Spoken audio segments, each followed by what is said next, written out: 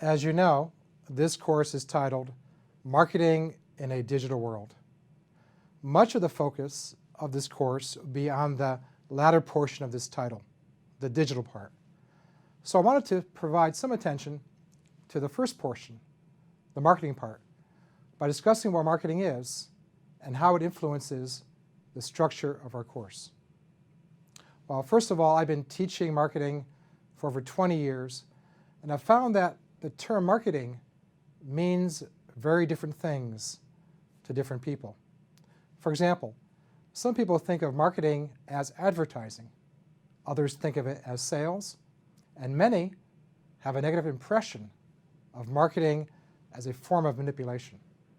Indeed, most portrayals of marketing executives in movies and television are rather unflattering. Thus, I'm interested in learning what marketing means to you. Please take a look at the options that will soon appear on the screen and respond to the option that you feel best captures the essence of marketing. In order to gain a better understanding of what marketing is all about, I visited with some of my esteemed marketing colleagues here at the University of Illinois and asked them a rather simple question. What is marketing? Here's what they said. Well, marketing to me is all the things that firms do to try to create value for consumers in the marketplace in an increasingly crowded marketplace. So that it has to do with all the points of contact that a consumer might have with a firm, for example, in the marketplace, what kinds of products they see, how those things are packaged, how they present. So yeah, it's got to do with the physical component, but it also has to do with the essence of the brands that consumers see in the marketplace and all the work that goes into telling a story about what this brand is and why this brand is different from other brands in a way that's meaningful and value and distinct and makes you want to choose not just any product, but that specific product. When I think of the definition of marketing, I think of how products and services and especially experiences add value to customers' lives. And because I study consumer behavior, a lot of that value means social value, value in terms of enjoyment and pleasure, and also value in terms of helping them live a more enjoyable and productive life. Marketing is about developing customer relationships. Developing long-term relationships with consumers through providing them with goods or services that are tailored to their needs. Well, as you can see from these brief interviews, there are different views about what marketing is. However, there are also some points in common. We'll explore these commonalities in just a moment. However, before we do that, I'd like to show you the official definition of marketing from the American Marketing Association. According to the AMA, marketing is the activity, set of institutions, and processes for creating, communicating, delivering, and exchanging offerings that have value for customers, clients, partners, and society at large. Sounds wonderful.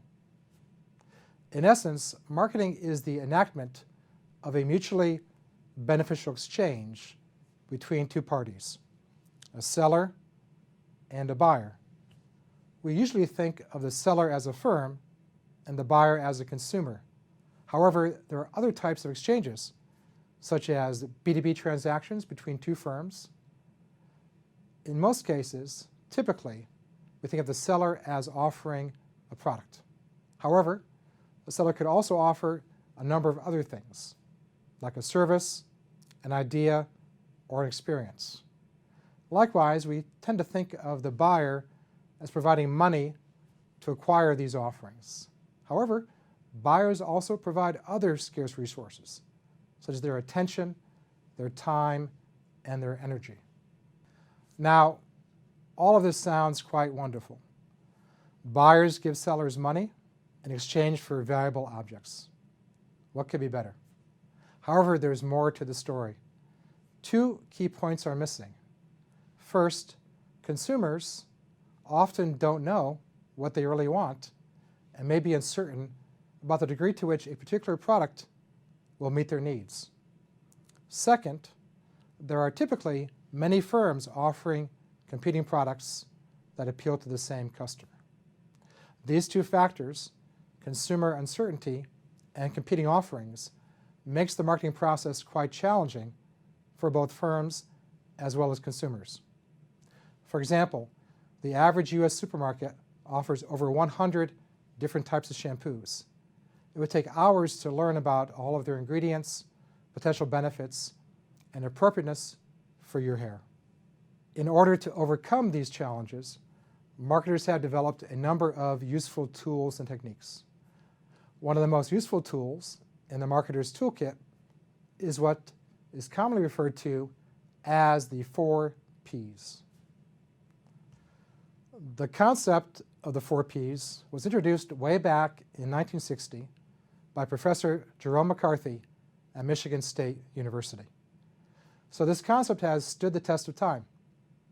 Indeed, although the marketing faculty that we interviewed offered somewhat different views about the definition of marketing, all of them clearly identified at least some of the 4 Ps. The marketing mix, the 4 Ps, they're really all important because what the consumer sees or experiences in the marketplace is really the confluence of a bunch of decisions that got made about what product to sell, at what price, and through what distribution channels.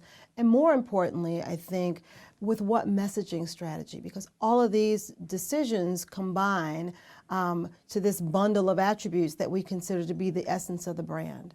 And that's really what, at the end of the day, consumers are going to use, what they know about the brand, how they feel about the brand. That's how they're going to make those decisions about whether or not a brand is meaningfully distinct in a way that's going to make them choose that brand as opposed to other similar brands in the marketplace. When we talk about marketing, a lot of times we start with this framework about the 4 Ps: product, place, promotion, price.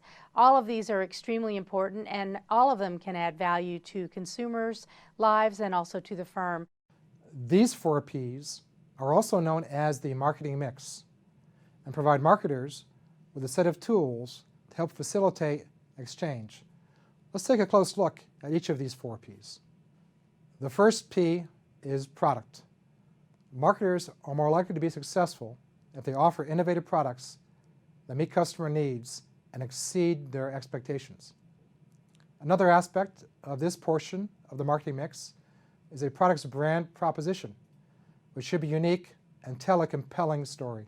For example, Head & Shoulders has clearly branded itself as a shampoo specifically formulated to meet the needs of people with dandruff. Our second P is promotion. Having innovative products and strong brands is good, but not enough. Marketers also need to promote their offerings to potential customers. Traditionally, this has been done via television advertising and sales promotions such as coupons. For example, Dove has effectively built a high level of awareness through many years of television and magazine advertising. The third P is placement.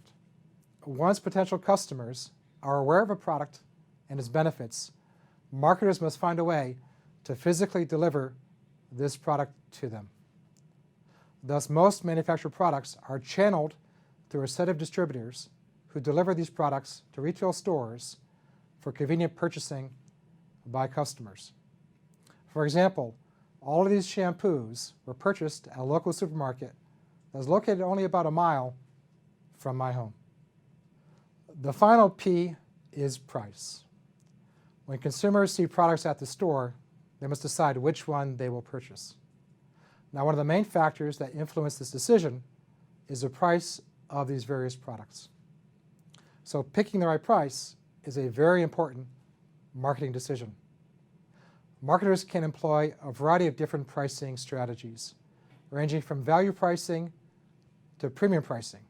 For example, some of these shampoos, such as Suave, are priced quite low, while others, such as, one moment please, such as L'Oreal, are priced quite high.